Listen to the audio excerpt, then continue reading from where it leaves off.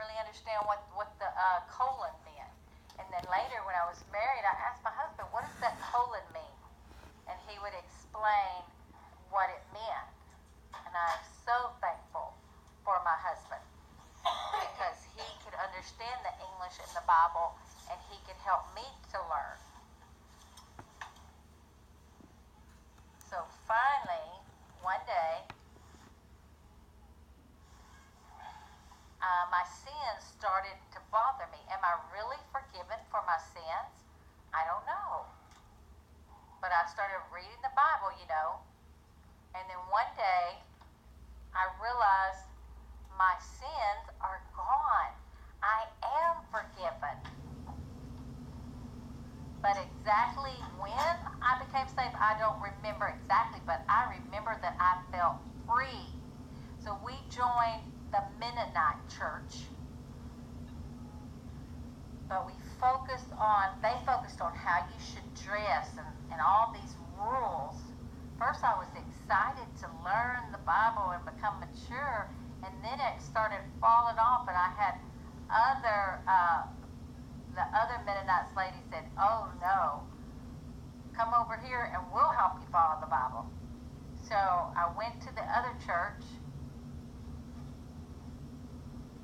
but they started talking about rules again and about this and that, and I was so tired of it because I wanted to focus on the Bible. They wanted to talk about how you dress and how you act, and I want to talk about God, focus on God. So I became so confused about many things. They talked about many things that we did not agree with. So I decided to stay home for a while.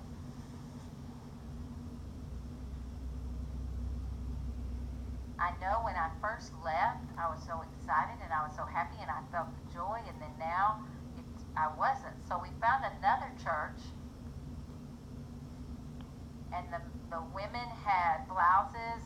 They couldn't cut their hair. They had to wear long sleeves. They had strict rules. They had to wear skirts. And after my daughter's accident, something happened.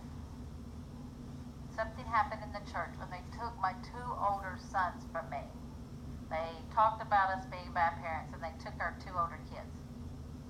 I'm not a perfect mom, and my husband was not a perfect father, but we, have been learning, and these people just really criticized us, and so we decided that we were just going to stop, and we weren't going to go to church.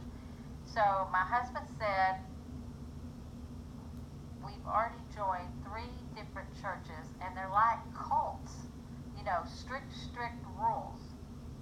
And my husband said, because we grew up in the back of our mind teaching us about the rules, you must follow the rules, we thought that that's what kind of church we need to go to. But on that last church, we said, forget that. So we sold our house and we moved 2 hours away from that area. All those problems, we moved 2 hours away. And so we were trying to think, where are we going to go next? So for 6 months, we stayed home. And then somehow God said, go to Texas.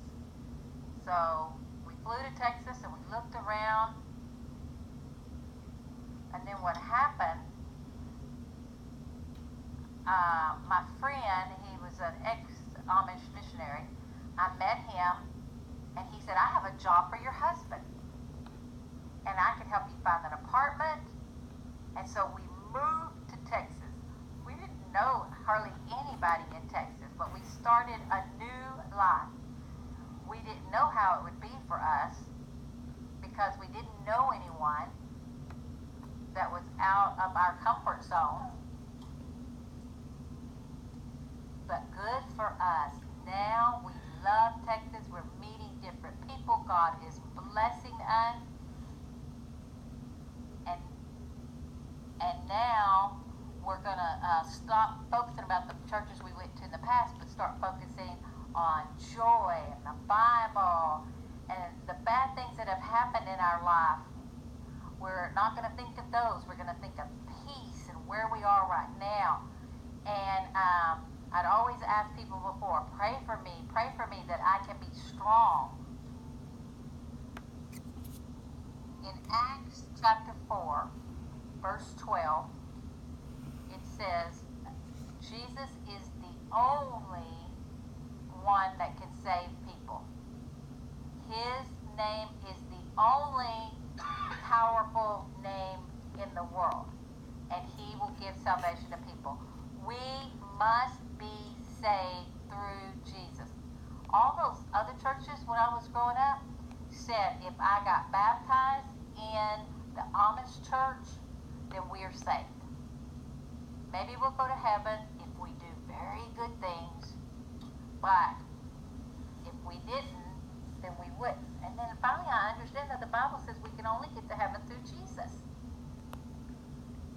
So now I hear many people saying you have to be a member of a certain church, or you have to be Amish, or you have to be Mennonite, and you must follow all these rules, and it's so confusing.